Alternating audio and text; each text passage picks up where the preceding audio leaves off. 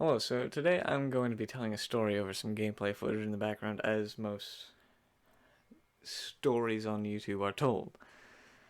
So, this happened yesterday, and it was a wonderful adventure that I had with one of my friends.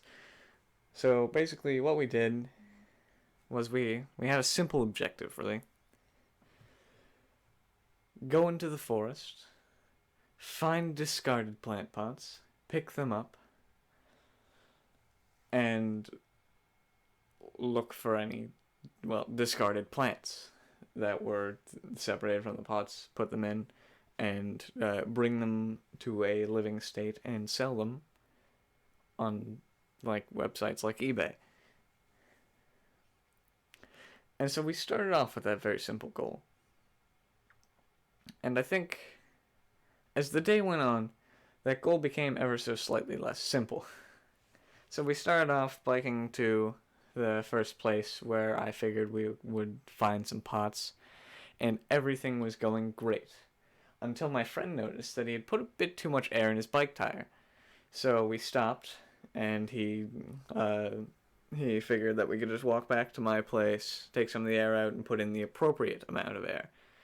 And so he did the responsible thing when we were about halfway back to my house, and took some air out of it as his tire was coming further off the wheel. And when he went to take air out the safe way, his tire, his inner tube, exploded in the middle of just a suburban area. Sounded like a gunshot. A couple people looked our way and nobody else seemed to care.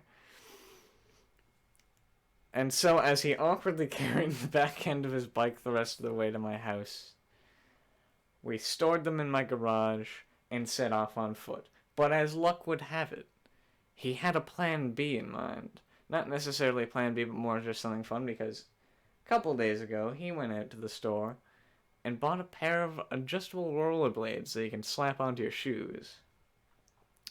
As it so turns out, attempting to use those when you have no prior experience and only good balance on a bike doesn't quite work out too well. He didn't fall, which was good, but we went about 50 meters, which was pretty good for his first time, and then he took them off and just carried them in his hands for a little while. So eventually we did make it to the first area where I thought there would be plant pots, and I'd always seen them there before, but there were just none. And it was extremely disheartening, but also good because obviously there's no garbage there, but still disheartening that a constant is no longer true. So anyways, we went to the second spot that I figured there would be some, and this is sort of like a forest that is basically one of those long segments of forest that you usually find in a lot of urban areas with a river, so a ravine shaped, so it's like a long twisting V. Like birds, but if they were pile driving into the ground. Anyways, yeah. So we get there, and we check the first location that I figured there would be plant pots, which was up a steep hill. So I carefully, and by carefully I mean not at all carefully, climbed up the hill to find that there were none there. I took an artistic photo of my friend. I went back down, and then we decided that we would continue to go that way. We walked about 3 feet further along the river and realized that the only way to go was up. So we both climbed up the hill that time. No plant pots in sight. And then we walked for a little bit, and then there were 2. So I grabbed them, picked them up, stack them together, and we continue on our way. And I said to my buddy, this is great. We got 2 plant pots. This is better than I figured would happen. I thought we would get 1 at most at this point. Little did we realize that as we continued on our journey, not only had the landscape changed from when the last time I had been there, but it had changed quite a bit. And it was also covered in leaves. Now, trying to traverse unfamiliar steep slopes that are covered in leaves, not good, especially when you have about a meter wide of walking space that is filled with unkempt branches. So we narrowly avoided falling off of a cliff several times. We climb back down the hill. We walk a little bit. We go back up the hill. And then I said, hey, what's that over there? And it's a minefield of plant pots. They're everywhere. Filled with mud and grossness. Some of it smelled rank, but most of it didn't. So, we got the mud out of the ones that were mud-filled, stacked a bunch of them together. It was all good and well. It was great. It was working wonderfully. And then we spotted one more, slightly down the hill, about 1/10 of the way down. And my friend said, it's fine, I'll go get it. It was not fine. It was far from fine. So as I was just sitting down on a somewhat dry rock, reaching over, grabbing plant pots, stacking them together, knocking the debris out, he was climbing down a hill. And unfortunately for him, that plant pot was right in a very bad path. Because the first step he took, his foot sunk into the dirt. Second step he took, foot sunk into the leaves. Third step he took, completely fine. Fourth step, muddy slope. He was basically at the plant pot this time, but what he had to do was he had to grab it, throw it up to me. And I was not ready for that. I was just grabbing plant pots. Nearly got hit in the head with this thing. And then he had to grab a tree and basically jump to the side to get to where he would not fall down the hill and bash into many trees. And he barely managed to do that. So we stacked up all the plant pots, continued on our way, and where we were, it was quite a few houses backed onto it. And we went through an area that someone had their back fence, and then they had cleared out a bit of an area of the forest that wasn't their property, but they considered it their property because they maintained it, and no one could really tell them not to. And so we walked through there, and there happened to be a guy working on a shed where we weren't quite sure. And, two guys just hop out of the woods on a very treacherous route that doesn't even have a proper path, each carrying a stack of plant pots, probably generated a little concern. He didn't even look at us. He may have heard us, but I don't think he saw us at all.